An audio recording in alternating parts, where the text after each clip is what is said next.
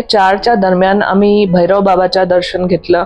आधी दर्शन होतं ते सूर्यकुंडाचं. इकडचं पाणी साधारण 88 ते 90 सेल्सिअस पर्यंत गरम असतं.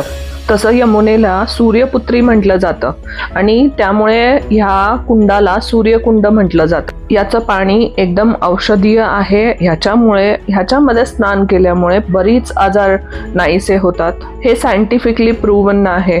हे पूजेसाठी बनवलेलं छोटंसं कुंड आहे. ह्याच्यामध्ये मान्यता आहे की तांदूळ कच्चे आणि त्याचबरोबर थोडंसं बटाटा कच्चा टाकून ह्या पाण्यामध्ये शिजून आपल्याला दिलं जातं की तुम्ही घरी जाऊन याची खीर करा. हे टाका त्या खीरमध्ये आणि हे बनवून तुम्ही प्या आणि आपल्या घर परिवाराला वाटा.